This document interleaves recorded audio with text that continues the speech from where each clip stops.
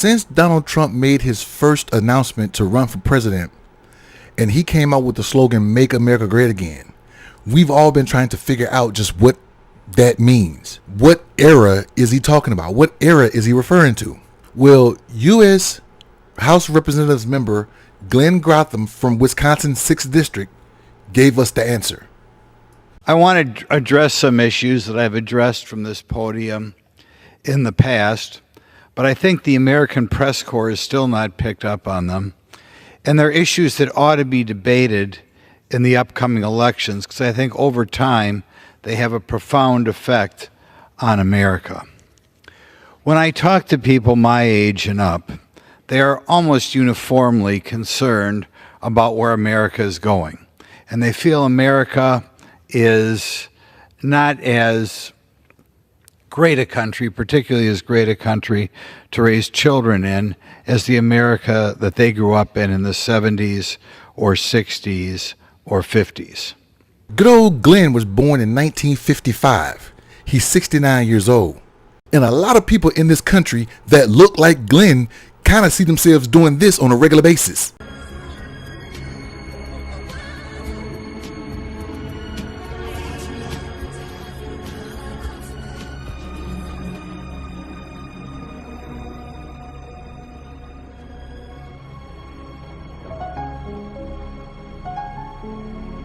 They see that old world slipping away in a new, different kind of world is being emerged, and they long for the good old days when they were a kid with a stick and that wheel rolling down the street and just having a good time. I think it's called hoop rolling.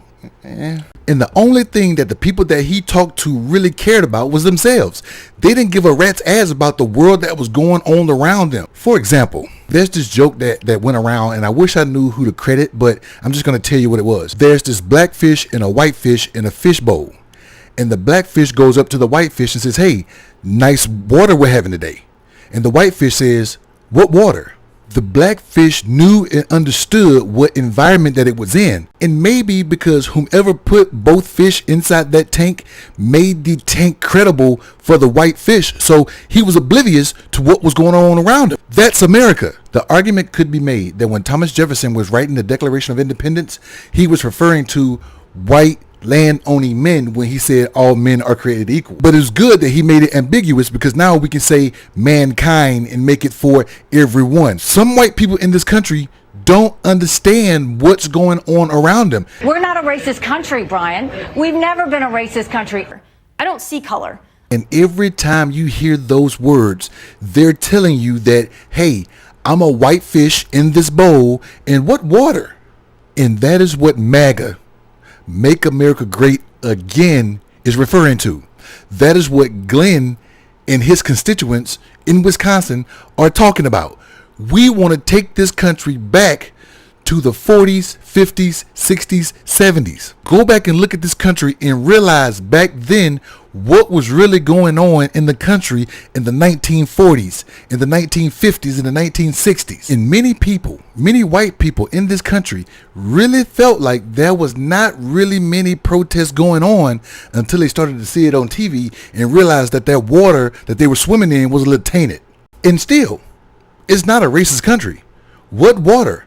I don't see race, because it wasn't affecting them.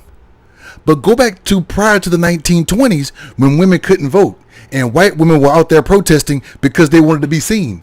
They were stuck in the same water that the black people were stuck in, and because they were disenfranchised, they wanted to be known. I can go all day, but the next time you hear the words "Make America Great Again," know what era that they're referring to. And it's not the one that Trump served in, and it's not the one that he wants to serve in. It's the one that he grew up in. What do you think?